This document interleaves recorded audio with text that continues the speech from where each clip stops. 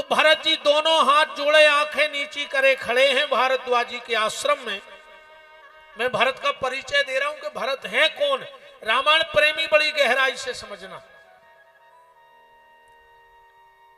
भारद्वाज जी ने भरत की तरफ देखा, बोले भरत तुम्हारा परिचय क्या है। भरत बड़े संकोच में खड़े हैं। भरत जी ने दोनों हाथ जोड़ के कहा, गुरुदेव मैं दशरथ नंदन भरत। भारद्वाज ने कहा, झूठ, तू दशरथ नंदन भरत नहीं है। भरत जी की आंखों में अश्रु बहने लगे। बोले गुरुदेव तुमने सत्य कहा, मैं उस धर्मात्मा पुरुष दशरथ का बेटा होने के लायक हो ही नहीं, मेरा ये परिचय होना ही नहीं चाहिए। बोले क्यों। बोले महाराज दशरथ का जो मैंने परिचय दिया वो तो ऐसे थे कि राम का वियोग ना सह पाए और अपने प्राण त्याग दिए, और मैं पापी भरत अभी तक जिंदा हूं, राम के वियोग में मरा नहीं, तो मैं दशरथ का पुत्र होने के लायक नहीं हूं। भरत तुम्हारा और परिचय दो दूसरा।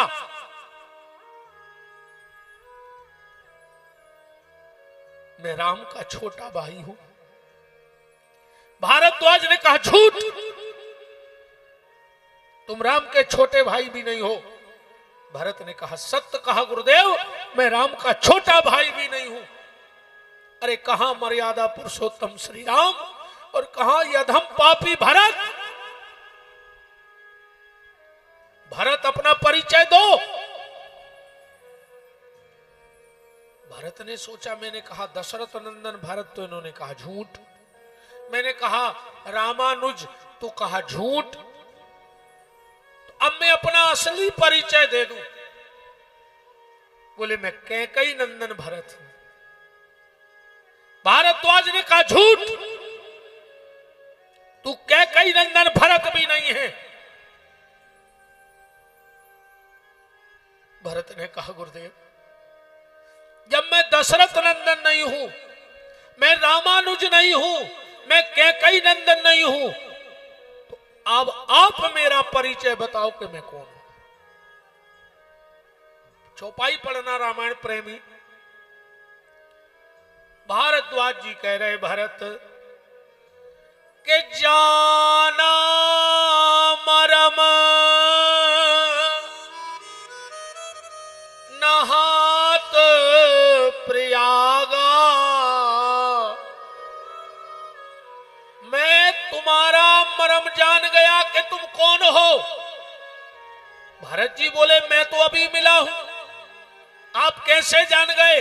बोले राम को देख के जान गया कि भरत कौन है। जाना मरम नहात प्रयागा, मगन होत तुम रे अनुरागा। जानते हो जब राम लक्ष्मण यहां आए और स्नान करने गए, तो स्नान करने की विधि होती है, तीर्थ की विधि होती है। ऐसो नहीं कि गए घाट पे और भैंसों घाई धम उतर गए। तीर्थ की अपनी स्थिति है, अपनी मर्यादा है, अपना नियम है। जब भी किसी तीर्थ में स्नान करने जाओ, पहला नियम साष्टांग दंडवत करो घाट में जाके। पहला नियम तीर्थ का साष्टांग दंडवत करो। दूसरा नियम, दंडवत के बाद वहां की रज को उठा के अपने माथे पे लगाओ, मिट्टी को, क्योंकि न जाने उस रज में कौन ऋषि मुनि संत महात्मा देवता निकल गए हो और उनके चरणों के स्पर्श हो गया हो। तो पहले तीर्थ में जाके साष्टांग दंडवत करो। दूसरा, वहां की रज उठा के माथे पे लगाओ। कभी भी तीर्थ में आप नर्मदा जी जाओ, गंगा जी जाओ, सरयू मैया जाओ, जहां आपको मौका मिल जाए ठाकुर जी ले जाए, पर कभी भी कमर के नीचे का वस्त्र तीर्थ में नहीं धोना चाहिए। क्योंकि वो अधो वस्त्र होता है।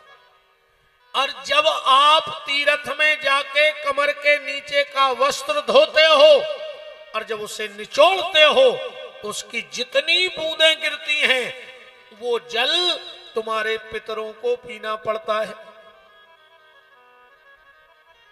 पितरों को पीना पड़ता है। इसलिए कभी भी अधो वस्त्र धोकर निचोड़ना नहीं चाहिए। तीसरा अपराध, कभी भी स्नान करने के बाद कपड़े से शरीर को नहीं पोंछना चाहिए। वो जल अपने आप हमारे शरीर में सूखना चाहिए, वरना तीर्थ का अपमान हो जाएगा। तुम नर्मदा जी स्नान करवे गए और जल हाथों से पोंछ पांच के माए फेंक आए, क्या मतलब निकला? पांचवा अपराध, कभी ये मत करना, कभी भी तीर्थ को पीठ नहीं बतानी चाहिए। तीर्थ को पीठ बताने का मतलब जिस तरफ से धार बह के आ रही हो उस तरफ सिर करके डुबकी लगानी चाहिए, ना कि जिस तरफ धार जा रही हो उस तरफ सिर करके।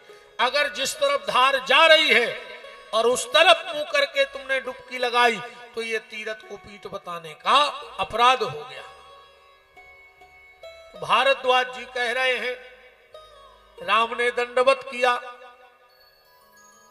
फिर राम ने वहां के माथे की रज उठा करके लगाई और राम ने संकल्प किया। तीर्थ में स्नान पे संकल्प करना चाहिए। और जब तीर्थ का संकल्प बोला गया, हमें तो ज्यादा आता नहीं संकल्प, पर इन पंडित जी हर जितो सुन के रट पाए उतो तो हमने रट लाओ। हाँ, ज्यादा हमें संस्कृत आता नहीं है, तो जितनी हमें सुन सुन के सीख पाए। पंडित जी, राम जी संकल्प बोल रहे हैं, विष्णुर विष्णुर तदह विष्णुराज्ञा प्रवर्तमानस्य अद्य ब्राह्मण द्वितीय प्रार्धे श्री श्वेत बाराह कल्पे वैवस्मन मंत्रे अष्टाविंशति तमे। अब अभी तो हम लोग कहते हैं कलयुगे कलगी प्रथम चरणे, पर वहां राम जी ने थोड़ी कहा होगा कि कलयुगे कलि प्रथम चरणे, क्योंकि जब कलयुग लगा ही नहीं था तो उन्होंने कहा त्रेता युगे, क्योंकि जिस युग में संकल्प हो रहा है उस युग का नाम लिया जाएगा। और भारद्वाज जी बोले, भरत, जैसे ही संकल्प में शब्द आया भरत खंडे, बोलते ना संकल्प में भरत शब्द आता है, भरत खंडे, और जैसे ही कहा भरत खंडे और राम जी खड़े थे किनार पे, पछाड़ खा करके नदी में गिर गए। लक्ष्मण जी तुरंत कूद गए पीछे से और राम जी को बेहोशी की अवस्था में लाए। भारद्वाज जी घबरा गए, क्या हो गया? पैर फिसल गया, चक्कर आ गया, क्या दिक्कत है? लक्ष्मण ने कहा, मुझे पता है कि क्या हुआ है। बोले, क्या हुआ? बोले, आपके मुंह से भरत शब्द निकल गया और जब जब मेरे रघुनाथ जी भरत का नाम सुनते हैं तो बेहोश हो जाते हैं। के अपरंपार भरत की महिमा, अपरंपार भरत की महिमा को कर सकत बढ़ाई, और ले ले नाम कहत रघुबर नहीं भूमि भरत संभाई। राम जी खुद चिल्ला चिल्ला के कहते थे कि दुनिया में भरत जैसा भाई हो ही नहीं सकता है। भारद्वाज जी ने कहा, लक्ष्मण वैद बुलाएं, हकीम बुलाएं। लक्ष्मण ने कहा, नहीं, ना वैद बुलाने की आवश्यकता है ना हकीम, वो दवाई मेरे पास है जिससे ये ठीक हो जाएंगे। लक्ष्मण जी कान के पास गए, रघुनाथ जी तो बेहोश पड़े हैं। मैं सिर्फ आपको भारत का परिचय दे रहा हूं, आज के भारत है क्या, इस चौपाई से समझना, जो अब थोड़ी देर बाद में पढ़ने वाला हूं। आपने खूब सुना होगा कि भरत राम के भैया हैं, कैकेयी के पुत्र हैं, शत्रुघ्न के बड़े भैया हैं, लक्ष्मण के बड़े भैया हैं, जनक के दामाद हैं। भरत जी त्याग है, तपस्या है, साधना है, समर्पण है, सद्विचार है। पर आज असली परिचय ले लो कि भरत जी क्या है रामचरितमानस में। लक्ष्मण जी कान के पास गए और कान के पास जाके बोले, रघुनाथ जी भैया उठ जाओ,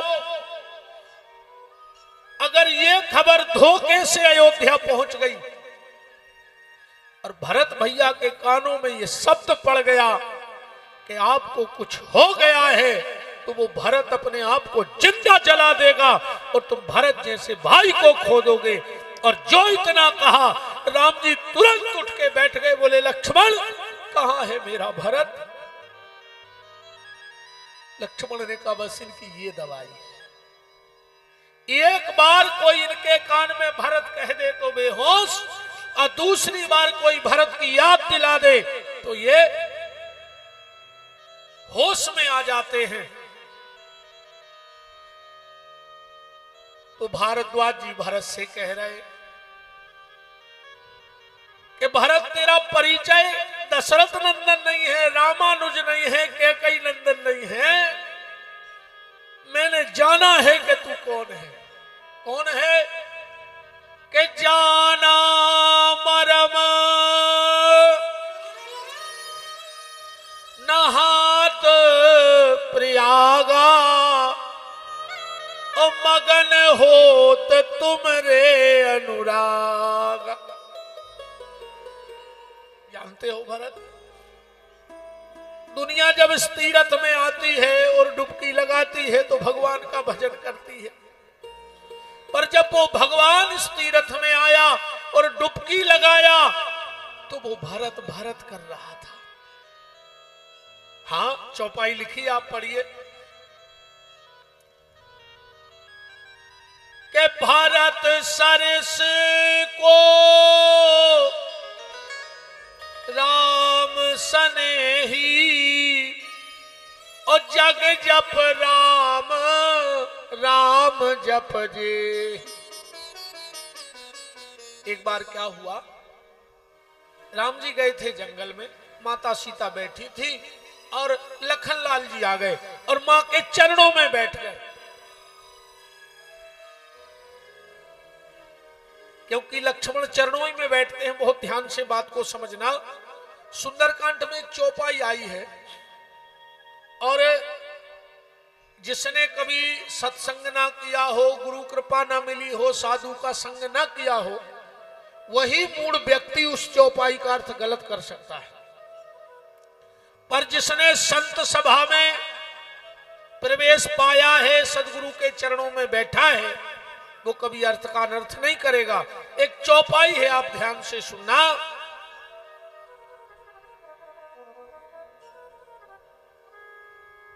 हनुमान जी जब लौट के आए तो अनुज समेत गाहु प्रभु चरना। राम जी ने पूछा कोई संदेश? बोले सीता जी ने अनुज समेत गाहु प्रभु चरना संदेश भेजा है, आपके चरणों में प्रणाम। और अनुज माने लक्ष्मण, तो क्या लक्ष्मण अपनी भावी मां जानकी से प्रणाम करवा सकते हैं? विचार करना आप लोग, एक दृश्य देखो लक्ष्मण का त्याग। जब ऋषिमुख पर्वत पर सभा लगी तो विभीषण सुग्रीव क्या कह रहा है?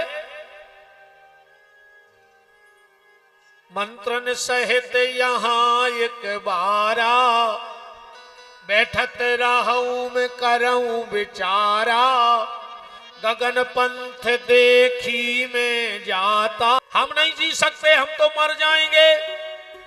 वशिष्ठ पांव की सेवा मांग लेना। अब लक्ष्मण को ऐसा लग रहा कब होली आ जाए, कब होली आ जाए, और होली भी आ गई। सीता माता ने तीनों देवरों को तिलक लगाया।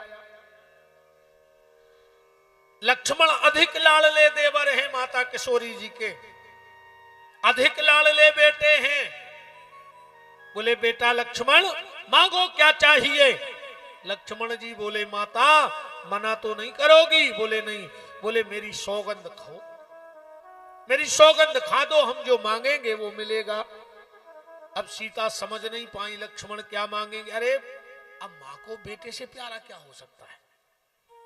ठीक है लक्ष्मण तेरी शपथ, मांग क्या चाहिए। लक्ष्मण बोले मुझे भगवान के एक अंग की सेवा दे दो। किशोरी जी ने कहा तो ठीक है, आज से दाहिना अंग तुम्हारा और बायां अंग हमारा। तो आज सेवा बट गई अयोध्या में राम जी की। तो दाहिना अंग किसको मिला? भाई को। इसलिए हम आज भी कहते कि हम आओ भैया हम आओ दाहिनो हाथ आए, कहते आज तक कौन कही कि हम आओ भैया हम आओ डेरो हाथ आए। अरे भैया वो दाहिनो हाथ आए। और जो विद्वानों के द्वारा सूक्तियां भी लिखी गई उसमें भी भाई को दाहिने अंग में रखा गया कि नीम करई जिन जानियो जाकी गेरी छाए, अब भैया बेरी जिन जानियो जो बसे दाहिनी बां। वह सीता जी ने कहा हम रघुवंशी वचन के पक्के होते हैं, छत्री हैं। तो सीता जी कह रही अनुज समेत मेरे पैर में भी प्रणाम कह देना, और जो लक्ष्मण के हिस्से में पैर है उसमें भी प्रणाम कह देना। दोनों पांव के प्रणाम की राम जी की कही है। सीता जी ने लक्ष्मण को प्रणाम नहीं किया। लक्ष्मण का त्याग देखना है। एक बार जंगल में राम जी बैठे और सीता जी को प्यास लगाई। बोली रघुनाथ जी मुझे प्यास लगी है। इतने में श्री लखनलाल जी आ गए।